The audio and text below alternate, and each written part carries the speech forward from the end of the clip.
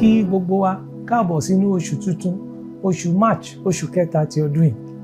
Mo dẹ̀ mú ọ̀rọ̀ Ọlọ́run wá fún yín láti inú ìwé wòlíì Isaiah 43:19. Ó kà báyìí pé kíyèsí, èmi ó ṣe ohun tuntun kan, nísinsìnyí ni yóò hù jáde, ẹ̀yin kì yóò mọ̀ ọ́ bí?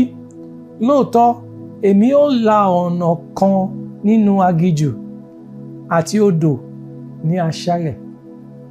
Olúwa ló ń sọ fún wa báyìí pé òun á ṣe ohun tuntun, òun á la ọ̀nà níbi tí ò ti sí ọ̀nà, ibi tá a ti rò pé ọ̀nà lè wà, ó ní òun á la ọ̀nà nínú aginjù. A rí àpẹẹrẹ yìí nínú Bíbélì lóríṣiríṣi ọ̀nà, ṣùgbọ́n ẹyọ kan tí mo fẹ́ sọ nípa ẹ̀, òun náà ni ìgbà tí àwọn ọmọ Ísírẹ́lì tí wọ́n jáde nílùú Egypt, tí wọ́n ń lọ wọ́n dé Òkun Pupa. Wọn ò mọ ibi tán máa yà sí mọ́. Àwọn ará Egypt ń bọ̀ lẹ́yìn láti wá kó wọn lẹ́rú lẹ́ẹ̀kejì. Òkun wà níwájú, Ọlọ́run dẹ̀ la ọ̀nà fún wọn, wọ́n gba inú òkun kọjá, kò dẹ̀ sí búburú kan tó ṣe wọ́n.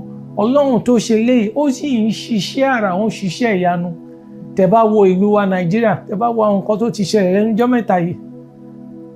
Láìpẹ́ ọjọ́ méjì mẹ́ta sẹ́yìn, àwọn Labour wọ́n ní káwọn èèyàn jáde sí títì kí wọ́n máa pariwo pé ìlú le. Lóòótọ́ ìlú dẹ̀ le náà, ṣùgbọ́n mo rí àwọn nǹkan kan tó ṣẹlẹ̀ ńbẹ̀ tó jẹ́ pé ó yẹ ká sọ̀rọ̀ sí. Ọlọ́pàá tó jẹ́ pé tẹ́lẹ̀ kú mọ̀ kóńdó ló máa fi lu àwọn èèyàn tá àti pa àìmọye nírú nǹkan ìṣẹ̀lẹ̀ bẹ́ẹ̀. Ó ń fún àwọn èèyàn wọ̀nyẹn, ó ń fún wọn biskit, ó ń fún wọn lómi. Ọlọ́run bẹ̀rẹ̀ ohun tuntun nínú ìlú wa nìyẹn o. Ohun tuntun yẹn á dẹ̀ máa pọ̀ sí ni. Lẹ́yìn yẹn náà, owó wa ó ti ya yẹ̀yẹ́ sí dọ́là, ó lọ sókè títí ó fi dé $2,000 to $1.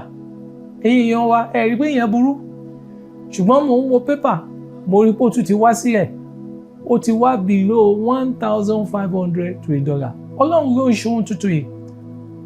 Mo pa láṣẹ pé nínú oṣù yìí, mo sọ àsọtẹ́lẹ̀ sí ìgbésí ayé ẹ̀, Ọlọ́run á ṣe ohun tuntun fún ẹ.